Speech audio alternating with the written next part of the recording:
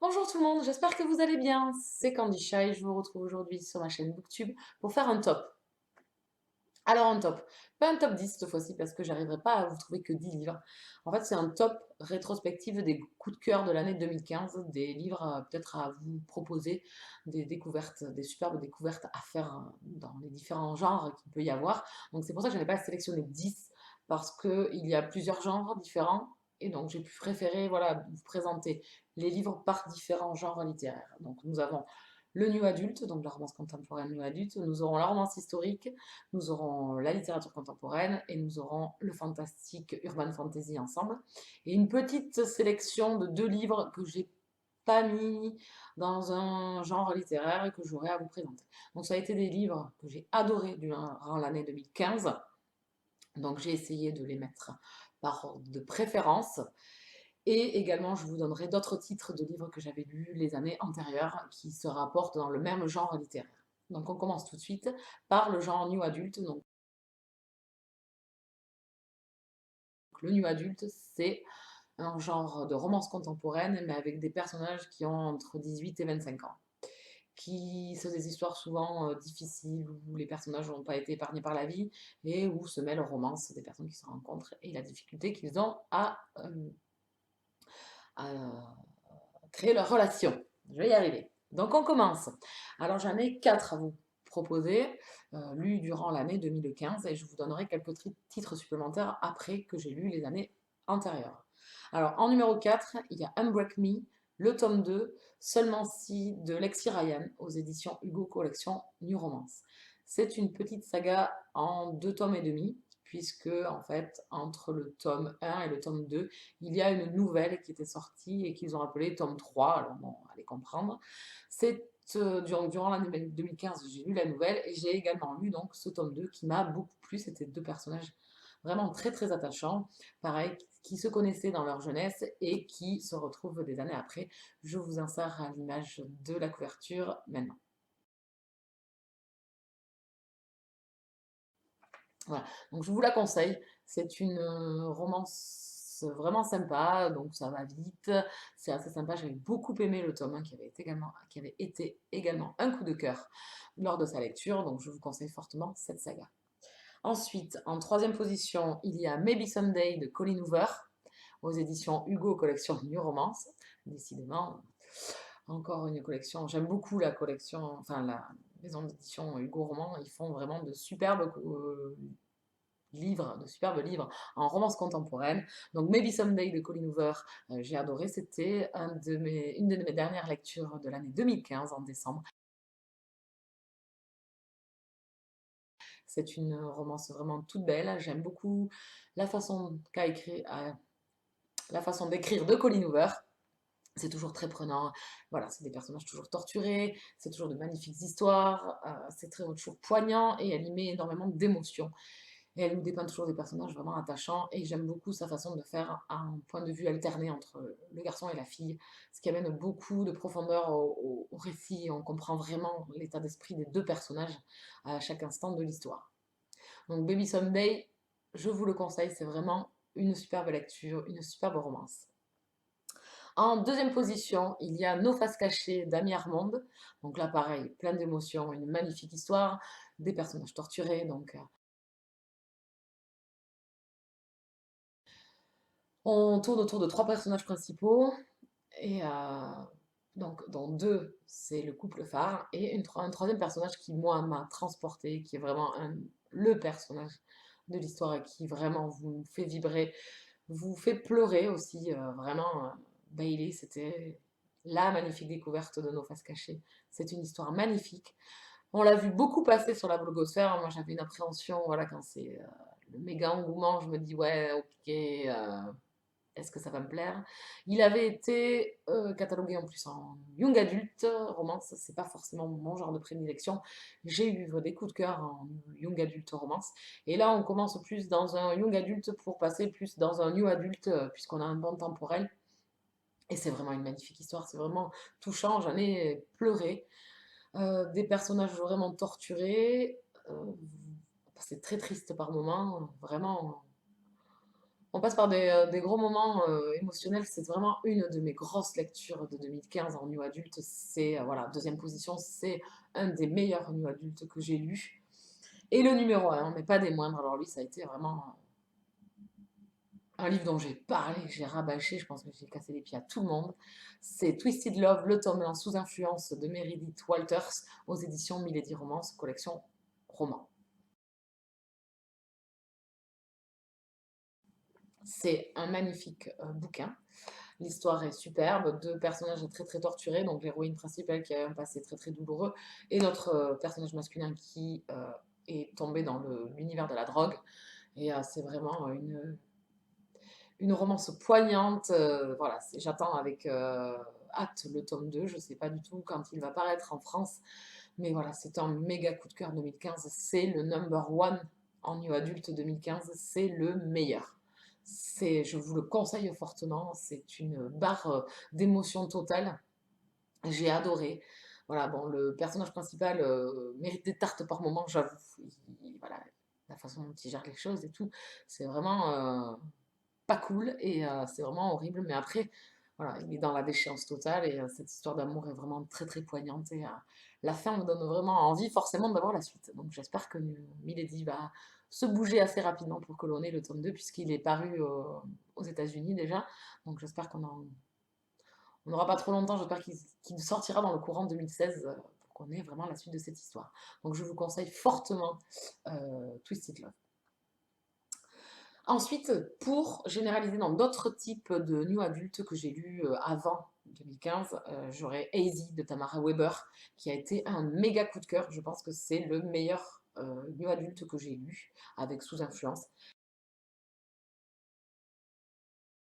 C'est pareil, une magnifique histoire, c'est sublime. Nous allons avoir droit à un tome 2 du point de vue du héros masculin. Alors ça, c'est un truc que j'ai beaucoup de mal à concevoir en parution. C'est ces auteurs qui écrivent l'histoire du point de vue de l'autre personne. Ça a le don de me gonfler, c'est genre pour faire du pognon. Enfin, je suis désolée, moi je le prends comme ça, même si voilà, Easy, j'ai adoré. Voilà, c'est voilà, 50 nuances degrés, on fait le point de vue de Christian, mais on s'en fout un peu, bon, parce que j'ai pas aimé. Ensuite, on nous a fait le point de vue de Trévis de Beautiful Disaster. Bon, moi j'ai pas aimé Trévis, donc je ne le lirai pas. Et j'hésite encore de savoir si je lirai la suite d'Easy. Je vois pas trop l'intérêt, puisqu'on connaît l'histoire et que c'était vraiment émouvant de nous resservir un autre livre du point de vue du personnage masculin. Enfin, voilà. Pour moi, voilà. Bon, ça c'était dans l'aparté, donc je vous conseille fortement Hazy de Tamara Weber, qui est vraiment une sublime lecture en new adulte. Bon, je vais passer quand même aux autres genres parce que sinon j'en aurai d'autres à vous proposer, mais on est basé sur le 2015, donc on va rester là-dessus. Je vais vous donner maintenant les deux livres que j'ai mis en aparté, où j'ai pas mis de genre. Tout d'abord, il y a Le Prince captif, le tome 2, Le guerrier de PS Pacat aux éditions Milady Collection Slash. Je vous mets la couverture. C'est une super lecture. Voilà, c'est un univers. On est dans un univers de fantasy, on va dire, fantasy, romance masculine, romance entre deux hommes. Le tome 1 n'est pas du tout basé là-dessus, on est vraiment sur intégrer l'univers. J'ai adoré Damen et Laurent. Vraiment, c'est une superbe découverte de l'année 2015. Cette saga est géniale. Le tome 1, j'ai beaucoup aimé. Mais le tome 2, ça a été le total coup de cœur. Voilà, parce que le tome 1, voilà, on installe l'univers, on installe les personnages, on installe l'intrigue. Et le tome 2, voilà, c'était vraiment la découverte plus profonde des personnages et c'était génial. C'est un fantasy romance, si vous voulez, un héroïque, un dark fantasy. Voilà, alors attention, il y a des scènes qui peuvent heurter, hein, je préfère prévenir. Il y a des scènes, voilà, les mœurs de l'univers créé par l'auteur sont assez spéciaux. Il y a de l'esclavage, voilà. Donc c'est pas rose rose, mais moi j'ai adoré, totalement accroché à l'univers, j'ai totalement accroché au personnage et maintenant il me tarde d'avoir enfin le tome 3 qui doit paraître cette année aux éditions Milady, et j'ai qu'une hâte, c'est vraiment de le lire. Il vient de sortir aux États-Unis, donc ça y est, on commence à voir passer les notes et les avis sur ce livre-là, et moi j'ai qu'une hâte, c'est qu'il sorte. Donc je vous conseille fortement ce genre, voilà, assez atypique et vraiment génial. Et le deuxième, pareil, qui est dans un genre atypique aussi, c'est une romance contemporaine dark érotique. Voilà, c'est un sous-genre. Donc c'est là où les personnages ne sont pas du tout épargnés. Il y a de la violence, il y a euh, vraiment public averti, il y a des scènes assez horribles de torture, etc. C'est Captive in the Dark de C.G. Roberts aux éditions Pygmalion. Ça a été un énorme coup de cœur de l'année 2015. Je pense que ça serait celui qui serait celui-ci sur tout ce que je vais vous présenter là, c'est celui qui m'aura le plus chamboulé et le plus que j'ai le plus adoré. Voilà, les deux que je viens de vous présenter là sont vraiment dans le haut du tableau, ils sont dans un genre assez spécial, donc c'est pour ça que je les mets à part, parce que c'est pas un genre précis. Voilà, Captive in the Dark, c'est de la balle. C'est de la balle totale, c'est dérangeant, c'est poignant, c'est bouleversant. Voilà, on a la larme à l'œil, mais il y a des beaux moments malgré l'horreur de l'histoire. Voilà, c'est très, voilà, c'est ce qui est dérangeant dans ce récit-là, c'est que on est mal, on ne conçoit pas ce qui va se passer au niveau du héros et de l'héroïne, mais à côté de ça, l'auteur nous tourne l'histoire d'une façon magnifique et on est captivé par l'histoire entre Caleb et notre héroïne. J'ai un trou de mémoire, j'arrive plus à me souvenir de son prénom. Donc c'est vraiment une boule d'émotion, vraiment dérangeante, ça je l'avoue, plus qu'avertie. Je vous dis, c'est du dark érotique, donc il y a des scènes qui peuvent heurter, mais c'est tellement bien écrit, tellement bien amené par l'auteur que je le conseille quand même. Je pense que c'est à vous d'évaluer aussi. Je pense que quand on lit, on sait qu'est-ce qu'on a envie de lire et qu'est-ce qu'on n'a pas envie de lire. Moi, je suis ravie de cette découverte. C'était un livre qu'on m'avait conseillé, que Cécile Cesse m'avait conseillé il y a 2 ans. Elle l'avait lu en VO et elle était à fond sur ce récit-là. Et c'était une parution française que j'attendais. Je suis ravie qu'elle ait été éditée. C'est une magnifique découverte et je regrette absolument pas. Donc maintenant, on passe à la romance historique. Alors, en numéro 3, je vous mets Les Fantômes de Maiden Lane de Elizabeth Hoyt aux éditions J'ai lu Collection Aventure et Passion. C'est une auteure que j'adore. J'ai lu également son autre saga durant l'année 2015, donc Les Trois Princes, que je vous conseille également, qui ont un titre. Ça a été des coups de cœur. Je vous conseille vraiment ces sagas de Elizabeth Hoyt. Elle a toujours la même façon de conter ses histoires. Elle nous dessert à chaque fois quand même des personnages différents, une intrigue différente et une romance différente. Et elle sait à chaque fois se renouveler. C'est vraiment un bonheur. Alors, il y a toujours eu de superbes romances, il y a un peu d'humour, il y a de l'action, puisqu'il y a toujours une intrigue mise en fond sur le passé des personnages ou sur le présent. Donc, c'est vraiment toujours intéressant. Et c'est vraiment une saga que j'adore, je vous conseille fortement Elisabeth Hoyt. Ensuite, en numéro 2, je mettrai le manuscrit proscrit de Nurjahan de Cecilia Correia aux éditions J'ai lu. Alors, magnifique couverture. Donc voilà, je l'ai catalogué en romance historique, même s'il y a une petite part de paranormal dedans. Je le classe quand même en romance historique. C'est vraiment une sublime lecture de 2015. On se retrouve en Inde.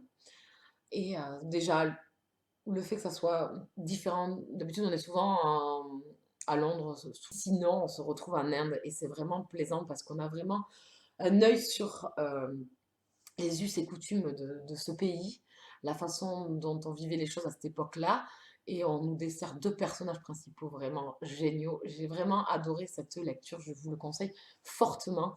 C'est une auteure française et c'est vraiment, voilà, elle m'a transportée dans son histoire et c'est vraiment un coup de cœur 2015, vraiment génial en romance historique.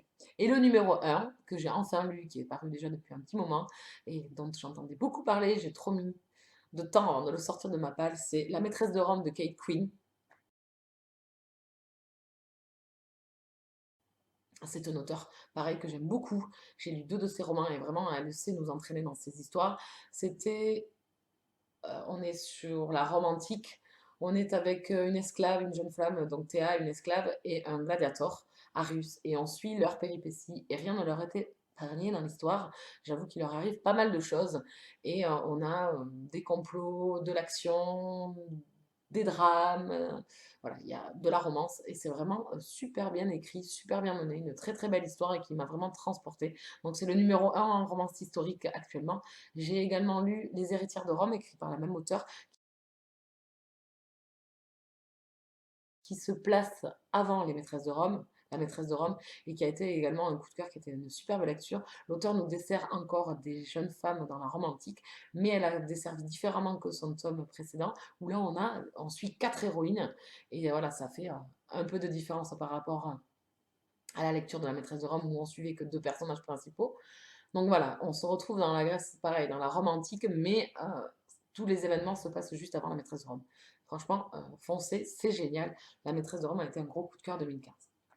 On en a fini avec la romance historique. Quel autre livre j'aurais à vous citer? Je pense que voilà, les plus gros sont là. Les plus gros auteurs pour moi sont là. Je vais arrêter ma vidéo ici et je vais la couper et je vous retrouve très vite pour vous donner les autres genres littéraires et les autres coups de cœur 2015. Ciao ciao!